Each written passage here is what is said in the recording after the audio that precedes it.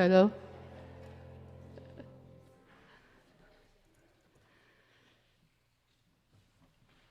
Good morning. Welcome to the First Universalist Church of Yarmouth. My name is Dale Shields, and I'm a member of the Board of Trustees and the Faith and Action Committee, or Council, whichever you want to call it. I'm so glad to be greeting you this morning. A warm welcome to friends gathered here in our sanctuary, as well as to our friends joining us virtually on Zoom. At First Universalist, our mission is to explore our faith, embrace this community, and to engage the world as spiritual seekers. May we take these words to heart. If this is your first time in our congregation, we welcome you. And we invite you to fill out a connection card located in front of you in your pew, so we may connect you with the events and programs that interest you. You can drop this in the offering plate when it's passed later in our service. For those joining us with young children, nursery care is available during our service for babies and toddlers. And our nursery is located out this side door and down the hallway on the left. Before we begin our service, we have one announcement. Following our service today, all are welcome to join Reverend Hillary for our monthly Soul Matters discussion. Today we'll be discussing our April theme of resistance and the ways resistance affects our bodies, spirits, and relationships. I can say that from personal experience discussing this topic in our women's small group that the time went really fast. So the discussion will be held in the common room from 11:45 to 12:30. That won't be enough time. Bring your coffee and join the conversation. And I now invite you to take a deep breath.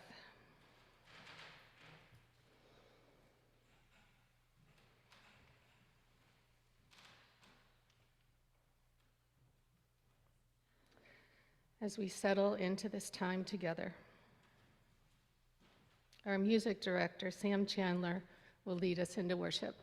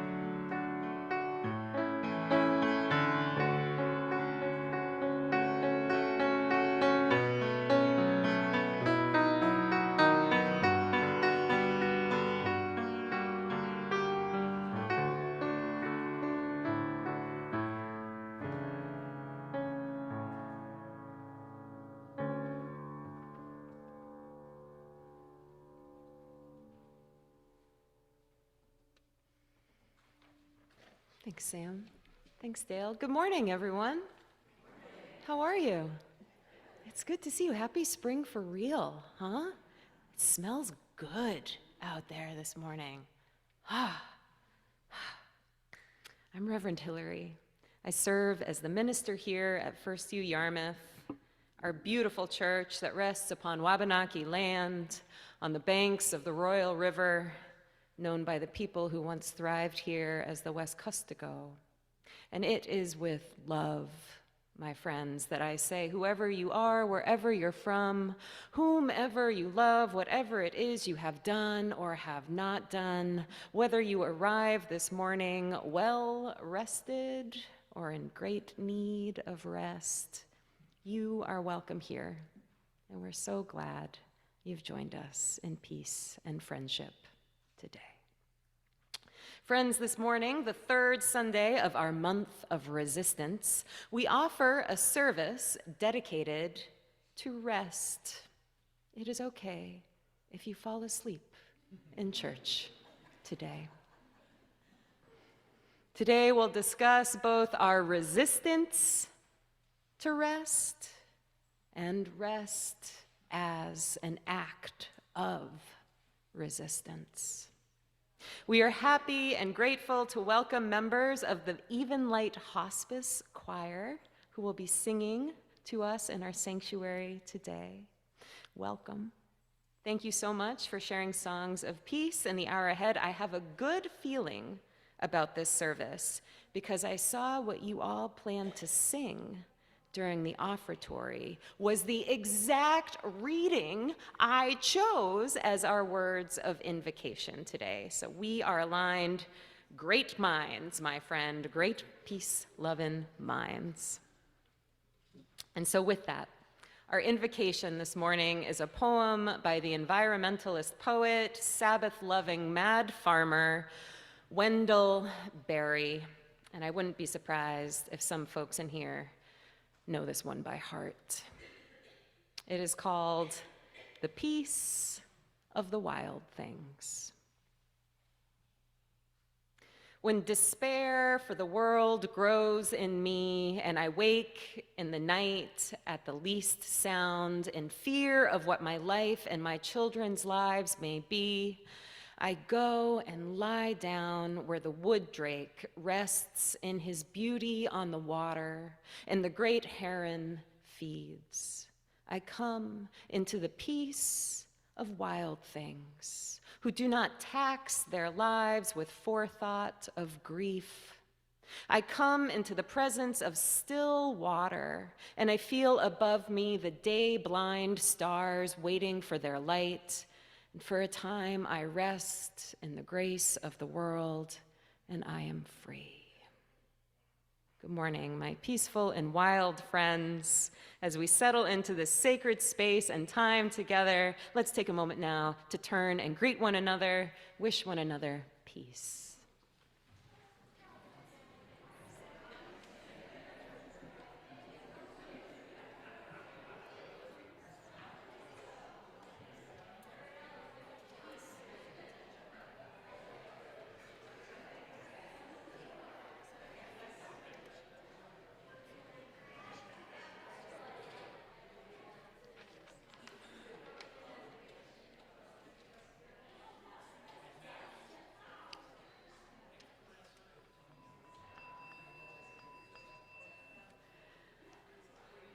Friends, will you listen to our dear guest choir today, the Even Light Hospice Singers, who will be offering us an introit. After they finish singing, I welcome you to rise in body and spirit and join us in our first hymn.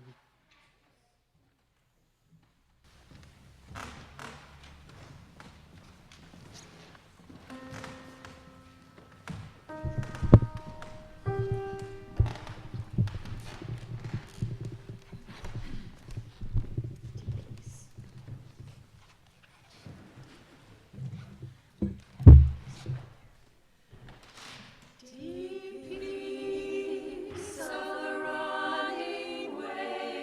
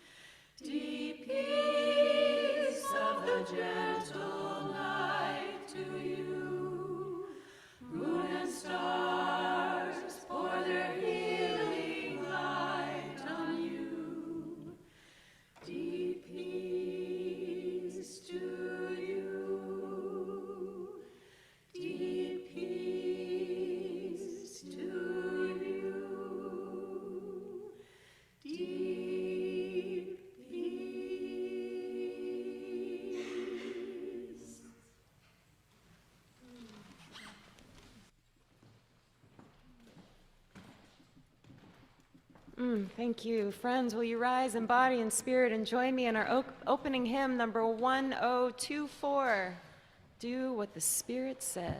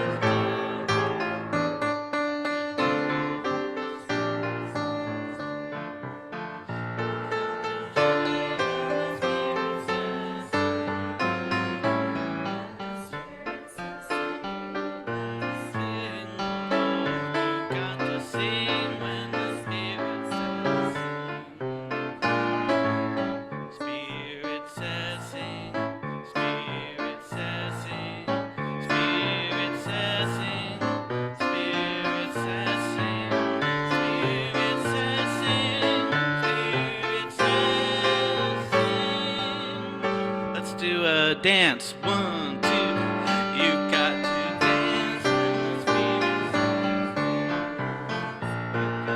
Dance when the spirit says dance.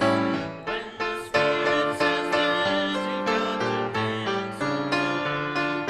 You've got to dance when the spirit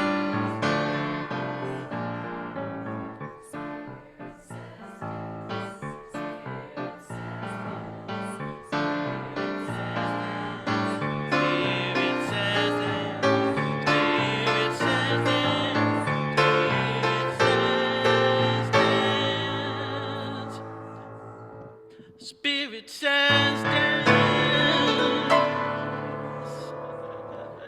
Woo! Please keep your spirits risen right now, my friends. The Spirit says, join me in saying aloud the words of our unison affirmation written in your order of service. We are united in seeking to increase love with justice and to constitute a free church open to all people, mindful of our past and drawing upon modern knowledge. We respond to the spiritual needs of persons and are devoted to the common good in community, nation, and world. We cherish the integrity of each individual and search for truth with reason as our guide. We respect differences of opinion and strive to be a democratic community. We are concerned with this world and open to the future. Thank you. You may be seated.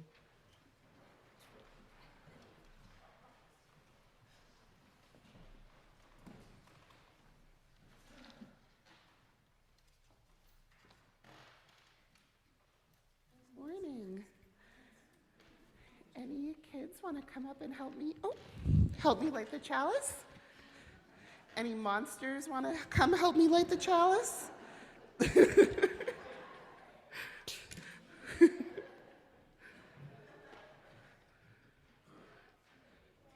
What do you think? Are you going to light it, Phoebe? Yeah, let's let DB light it. Okay, good idea. Hi, Teddy. Oh, Rough and Mr. B, thank you. And DB. All right, we're going to say our chalice lighting words together in our loud voices, right? Okay. We light our chalice in peace and friendship. Do you want to blow it out? Thank you.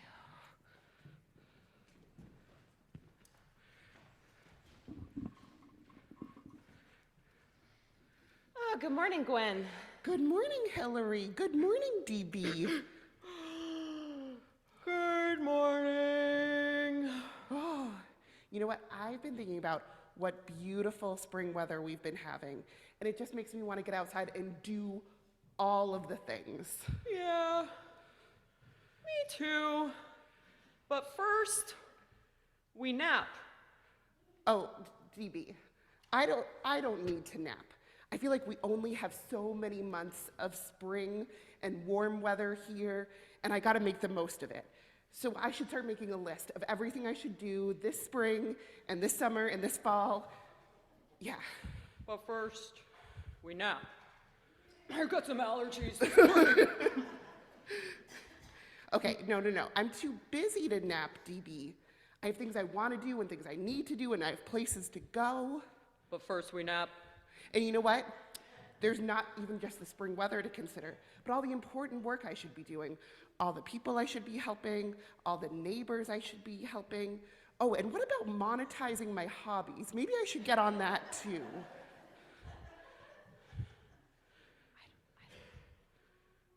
But first, I don't think you're listening to me. Okay, you're right. I'm sorry, DB. You're right, I wasn't listening. I'm listening now, though.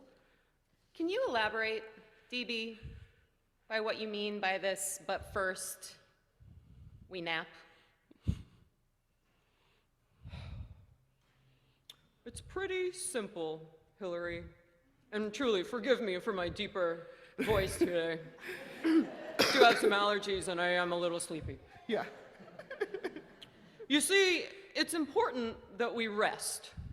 Napping and resting is a way to give ourselves the care our body needs. Doing things is wonderful. It's true, but rest is vital to our health. You know, in monster culture, we really prioritize naps. We see napping not as a flaw, not as a sign of laziness. Oh, you gotta watch out with those eyeballs. But as an asset, a type of rest that helps us be gentle and soft with ourselves and others. In fact, we have a saying. Oh, DB, what's the saying? I want to know. The saying is, but first we nap. Oh, okay. Well, I suppose I should have guessed that one. DB, this all seems very wise, and I might take a nap now. Oh, okay. Wait. Hillary. Yeah, right. Okay, later. I will take a nap later. Me too. Okay, well, before anyone else falls asleep, let's say our children's blessing. But first we nap. Children's blessing first, then we'll nap. Okay, we are Unitarian Universalists, people of open minds, loving hearts, and helping hands. And now we nap. We're gonna go play. We're gonna go play. We're gonna go play.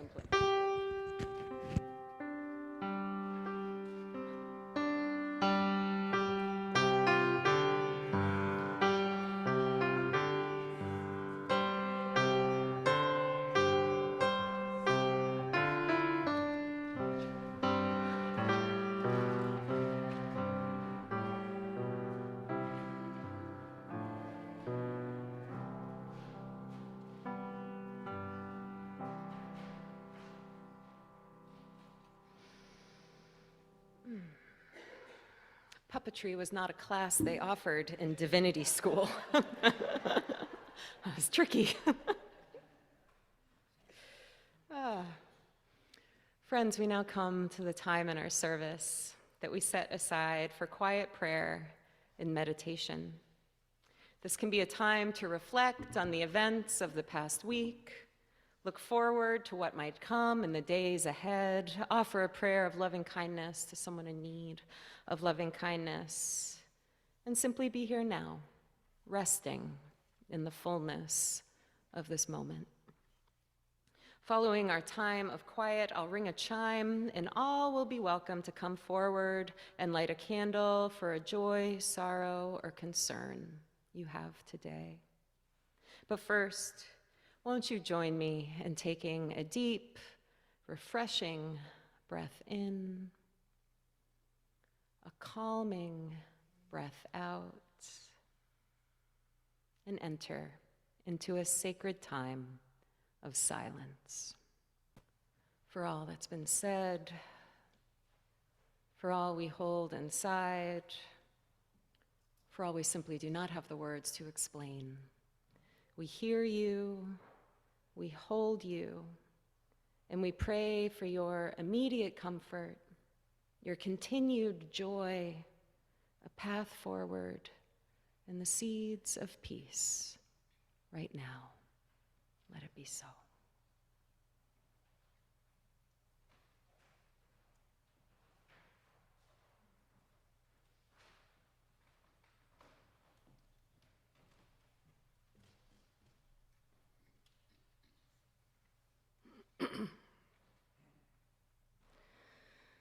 So we share our plate this morning with the Royal River Alliance. The Royal River Alliance is, the mission of the Royal River Alliance is to responsibly restore the health and natural processes of the Royal River, to allow aquatic life to freely move between the Royal River and Casco Bay of southern Maine, with particular emphasis on the condition of the Bridge Street and the East Elm dams on the health of the river. So this volunteer organization aligns with the Royal River Conservation Trust and another organization called Maine Rivers. So in honor of Earth Day, your generous contribution is greatly appreciated. For those in the sanctuary this morning, we'll be passing the offering plate to one another. And for those gathered with us online, you're invited to make your offering using the donate button in the order of worship or by dropping a check in the mail. Thank you.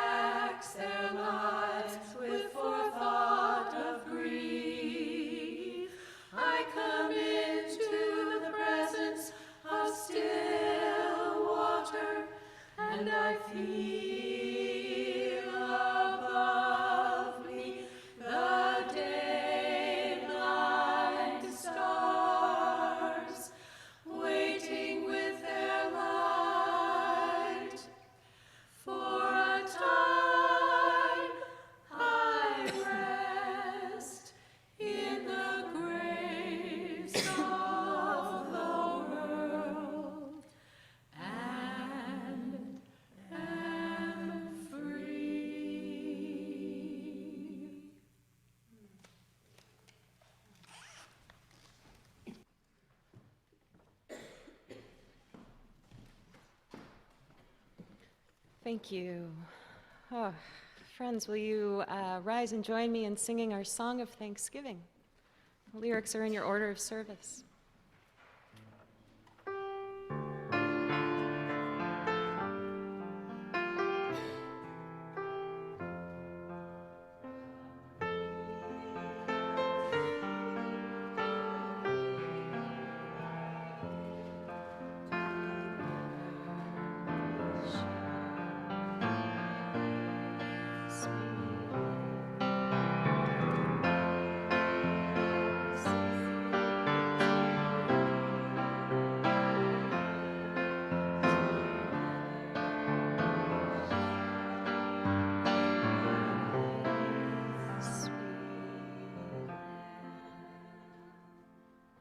Thanks, everybody.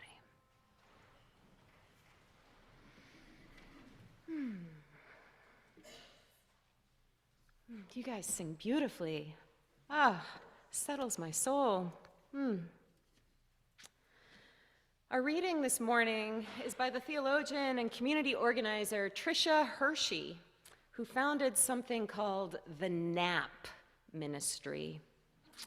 It's an organization that examines and promotes rest as a form of resistance. I share with you the invocation of the NAP Ministry. Hersey describes these words of invocation as a transmission that opens the portal of rest. The doors of the Nap Temple are open. Won't you come? This is an invitation for weary souls to rest. This is a resistance. This is a protest. This is a counter-narrative to the lie that we all aren't doing enough. We are enough.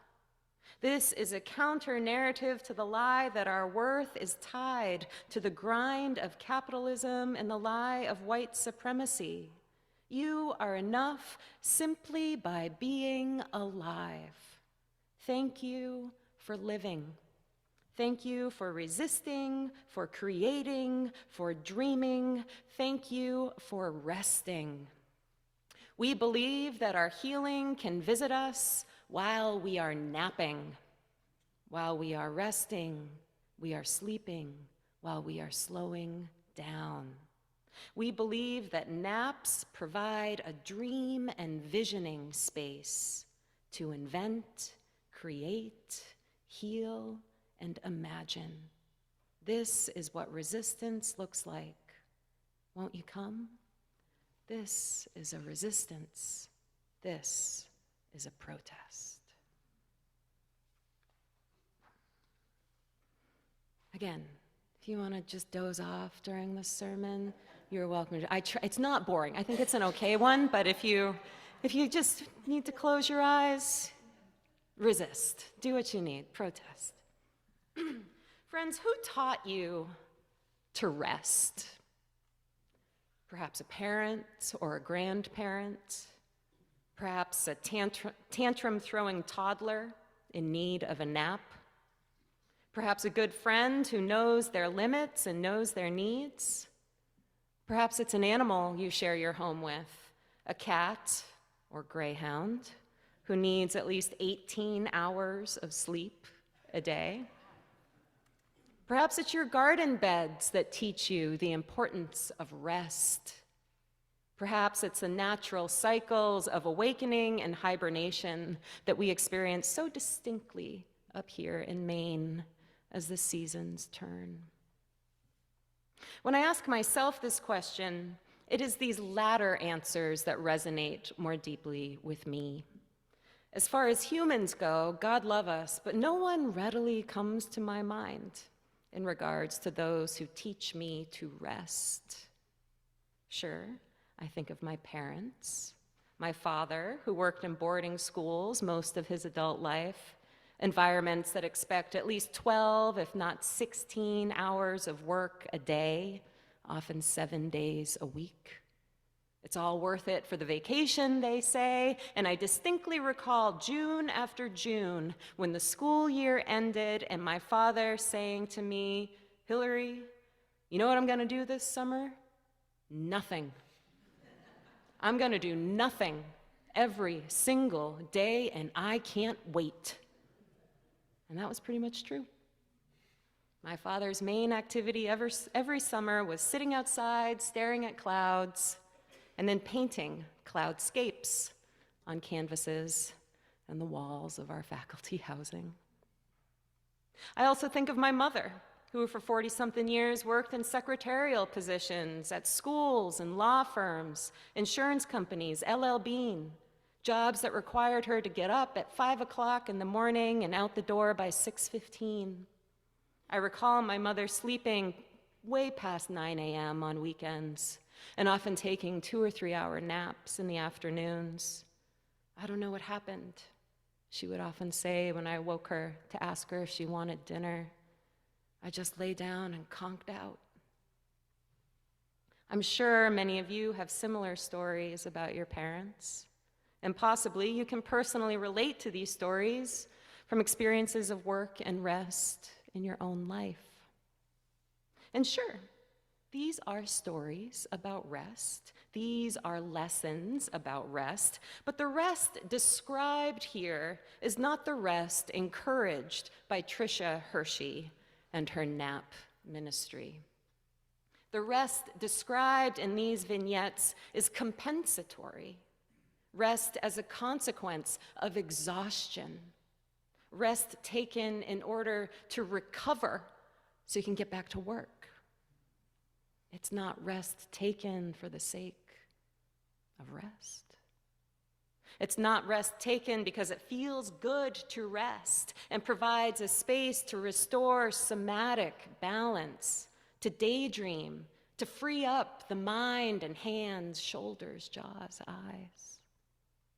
Who taught you to rest is a guiding question of the nap ministry.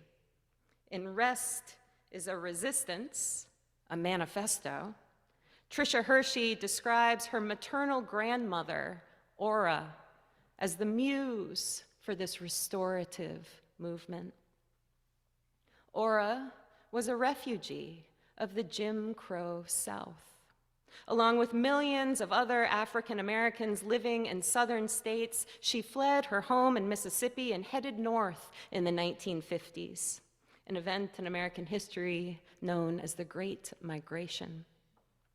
Aura floated up north on a spaceship built from uncertainty and hope, Hersey writes, and she landed in Chicago, where she magically raised 8 children while dodging poverty, racism, and the invisibility of being a Black woman in America.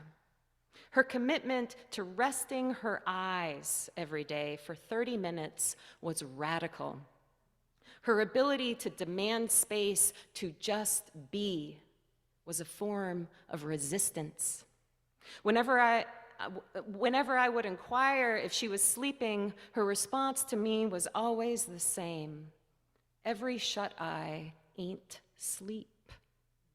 I am resting my eyes and listening for what God wants to tell me. Whether or not you can give such a clear and definite answer to the question, who taught you to rest? Are you, my friends, at least able to articulate your relationship with rest? How does rest manifest in your life? Are you able to rest? And when you do, what does that look like for you? Personally speaking, I admit I am not great at resting. I follow in my parents' footsteps and sleep a lot on my day off and spend my summer vacation looking at clouds. But as far as daily rest practice goes, I don't find it easy to just lie down or sit down in silence and let myself breathe and drift for 20 or 30 minutes. No, my times of rest must include something. A podcast, a book, a dog walk, playing guitar, cooking, gardening, and of course, endless scrolling on social media. But this is not rest. It's a break from the Google Doc grind, for sure, but it is not rest. It's just more input and output. Blame this ineptitude on my family system and the family systems of pretty much everyone close to me that tended to demonstrate rest as a reward, something deserved or reserved only for certain times. Blame it on the Protestant work ethic upon which this young country was founded and still shapes our culture around work and productivity today. You know this water, we're all swimming in it. Work is virtuous. Idle hands are the devil's workshop. Hands to work, hearts to God. I'll sleep when I'm dead. Carpe diem, rise and grind. What do you do for work? What are you working on? What did you do today? Don't just sit there, do something. I don't need to tell you all that the widespread understanding in our culture is that we are only of worth when we are productive. But, as Tricia Hersey proclaims, our worth is not connected to how much we produce. Another way is possible. Our shared history is one of extreme disconnection and denial. We ignore our body's need for rest, and in doing so, she writes, we lose touch with spirit. The time for rest is now. Tricia Hersey, a Black woman, blames our resistance to rest on the slavery that this country and its capital was built upon. Capital gain through the abused bodies of Black people who were seen as only workers, only machines, only agents of productivity producing capital. These are violently dehumanizing notions that still shape our culture today. And that early American capital, earned through slavery, still moves and powers our economy today. The suffering perpetuated by this painful history is what Hersey aims to soothe and end through her call to rest. And you can feel this call in the 4 tenets of the NAP ministry. Number 1, rest is a form of resistance because it disrupts and pushes back against capitalism and white supremacy. Number 2, our bodies are a site of liberation.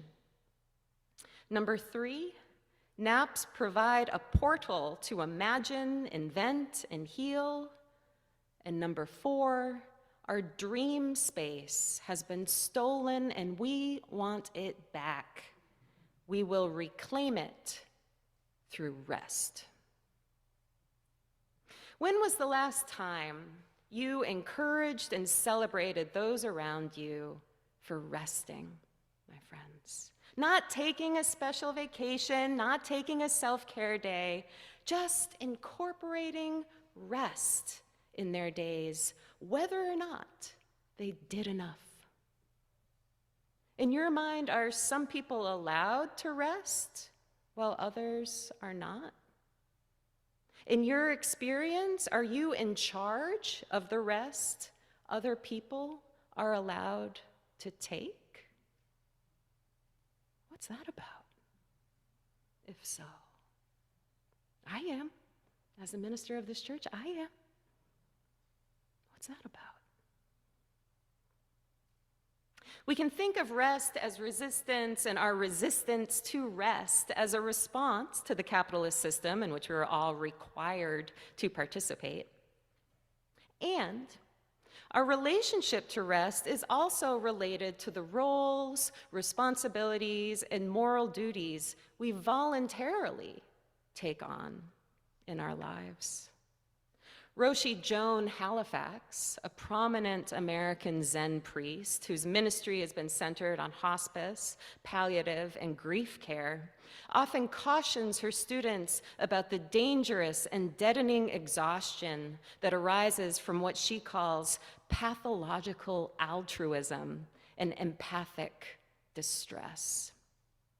Pathological altruism is the self-sacrificing state of overworking to end suffering. And empathic distress is the over-identification with the suffering of others. Both are often rooted in moral distress of some sort. That is, the emotional overwhelm, confusion that comes from repressing feelings of guilt, grief, resentment, shame.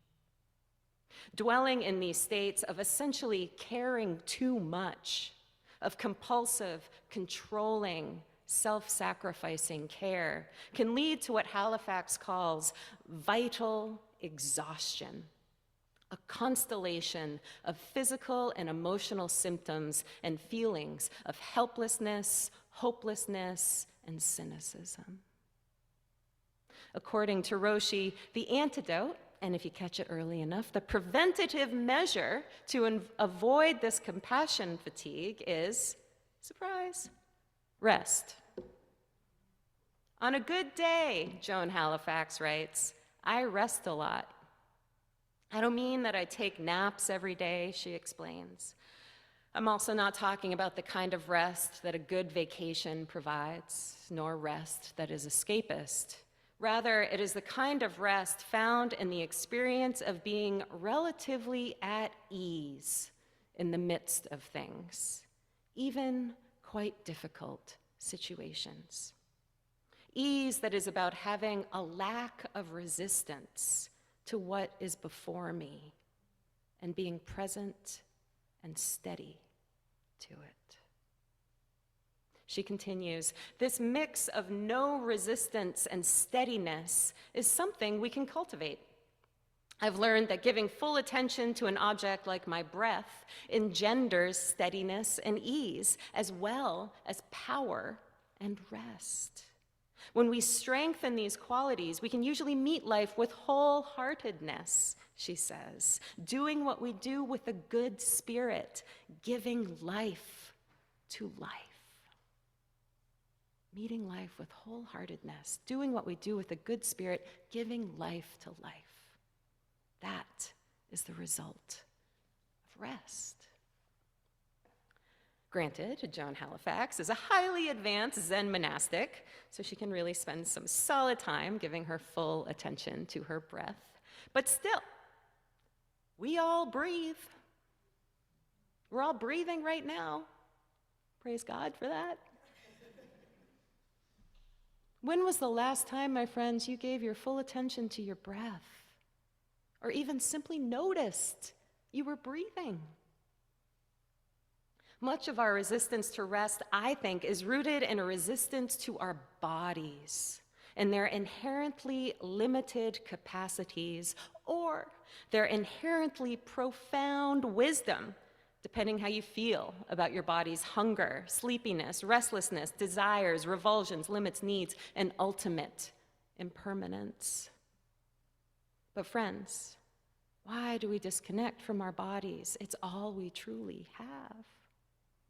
Our bodies, our good bodies that hold our minds and hearts and lungs and guts and bones and muscles, our spirits, our souls. The sites of our liberation is the body, says Tricia Hersey. These are the vessels that enable all of us to imagine, invent, heal, and dream through rest. And friends, one more question for you this morning. When was the last time you rested? Really rested in the moment, giving full attention to your breath, embodying your body, letting your mind be aimless, letting your eyes close or move softly around the room in search of nothing. When did you last let your jaw hang loose, your shoulders release, your hands relax, and set down whatever it is you are holding? Let yourself find ease and steadiness in this moment, in this sanctuary now. Be still. Let this moment be a rest space, a dream space.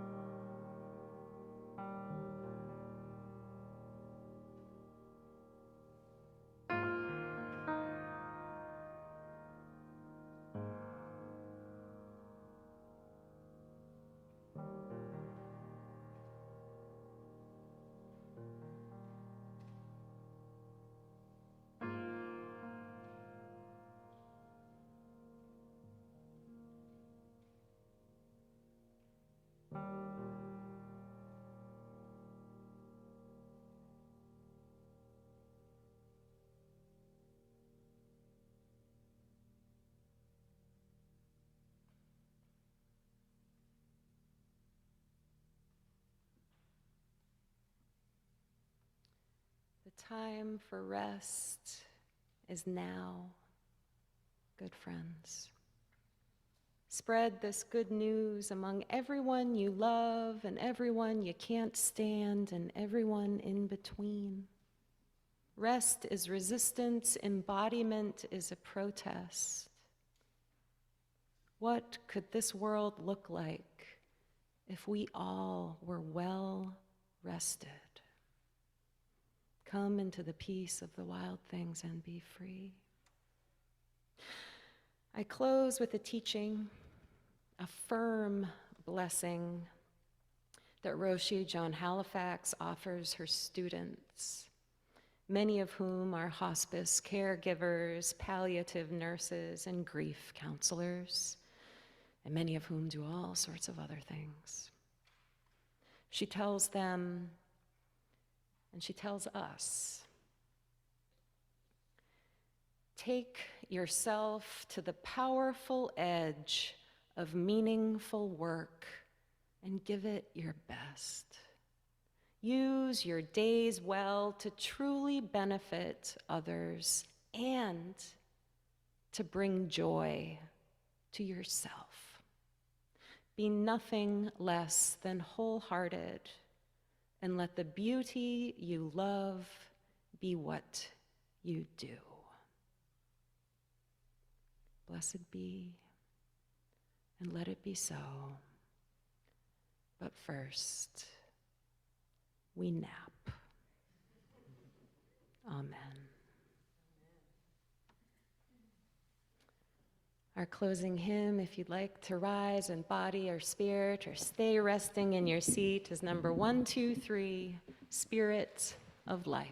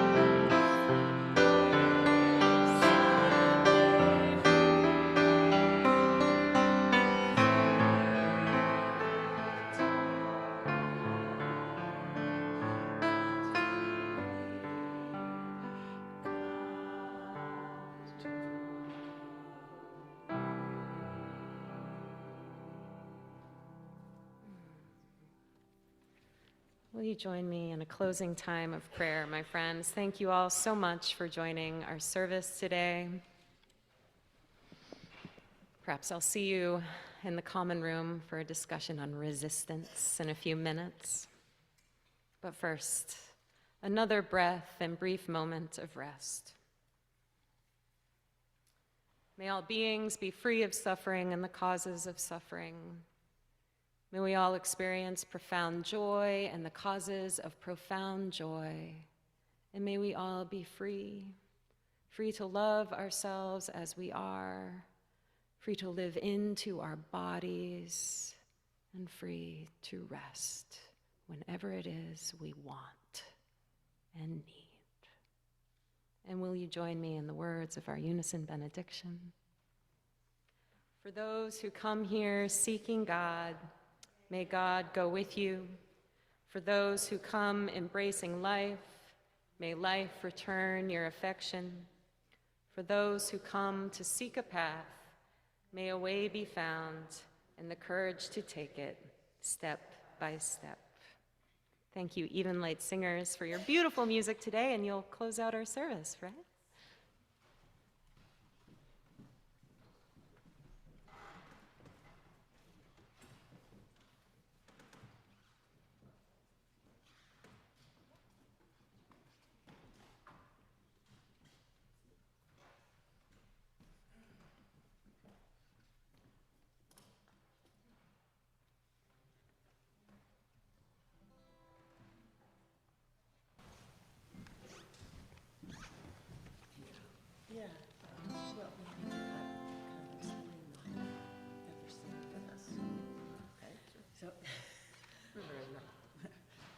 So, we're singing this song by Woody Guthrie, My Peace, which Joy brought to our group. I think it's one of your favorite songs. She said when she's resting, she sings this song. So we're going to sing 2 verses so that you can hear it and kind of get the gist of things. And then we're asking you to please sing along when we're going to come around and sing the first verse again. The words are in your program, so, and it'll be pretty obvious. We're going to sing 2 verses, and then somebody will go. I think she's, yeah, I think Eileen's going to go. Okay, sing along.